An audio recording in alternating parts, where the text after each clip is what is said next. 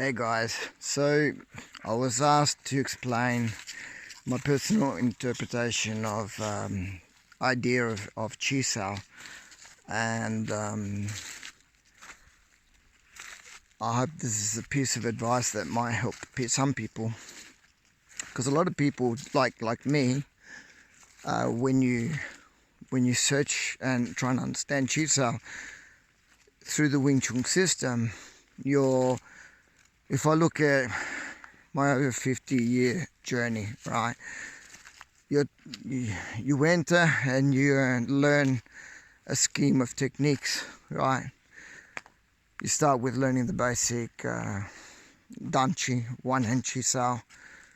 Then you go to basic Pun San movements, and generally working the rotations of Bong Sa Tan Sao, Fuk Sa Ta Punch, etc. And you work your forward pressure, and then eventually you learn deviations, and then you learn the whole formation that most of the Chinese systems teach you in forming yourself with Chi Sao.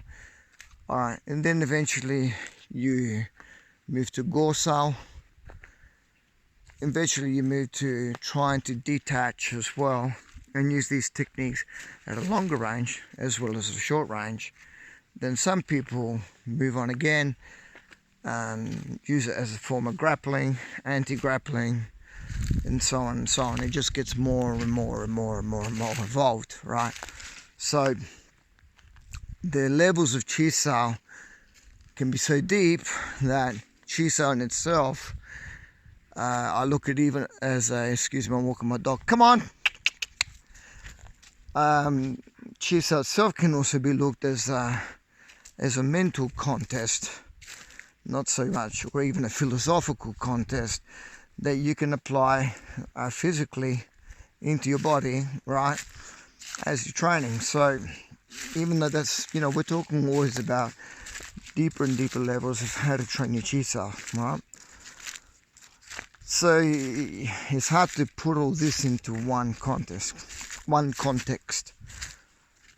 in a video. So where am I going with this? What I do when I have to learn to adapt to other systems, for example, is I usually have this approach. I usually yield myself. I'm happy to lose. I'm happy to be crushed. I'm happy to be, how can I put it? I'm happy to lose all the time to learn. That's one of my techniques of learning how to beat other systems. So when you approach other systems, let's say you go against a jiu-jitsu guy, let's say you go to whatever system you're going up against. So you go to another, I've pressed against Tai Chi guys, right, from the Chan and the Yin family.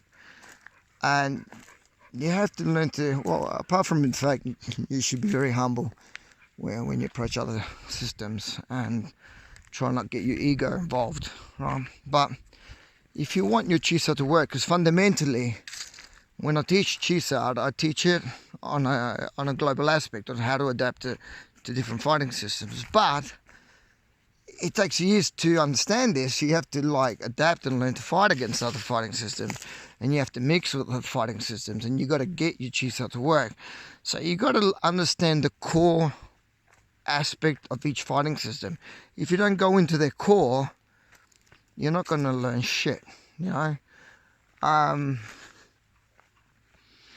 So I'm happy to do that. If you don't learn to lose, if you don't learn to feel, if you don't learn to understand their energy, you're never going to get your Chi Sao adapted to these systems, right? I mean, it took me so many years to understand boxing, which for me is one of the most traumatic, I say traumatic because it's the power of boxing, right? A good boxer is coming right at your head. If you're working security, you come up a good boxer. I just know what it's about. I know what's going to happen. You go against someone who's really pissed off, and he shoots a couple of good shots at you at a close range. man, you're gonna fly. You're gonna fly. I know. Well, because I've done boxing for years, so I know what I'm like when I get pissed off. So, I still throw a good right, and apart from the fact that I throw a good Wing Chun punch, right? Anyway, don't worry about that. You got to learn to yield. That's probably the biggest secret I can say about how to adapt your Chi Sao in any situation. If you want to learn how good your Chi Sao is, learn first all your structural work. And this is just my opinion, right? What I'm going to say now may not be relevant, like it may be relevant. Like some systems, like I've been in it, do a lot of sections. Now, these sections can be good or they can be bad, right? So there's two sides to everything, right? At one period I thought, this is crap, right? I was really pissed off with the sections. I thought they were worth nothing, right? Then I changed my mindset because I looked at them with a different reality. And so they're all integrated in the way I teach, but you're not obliged to learn them because there are other ways of learning Chi Sao.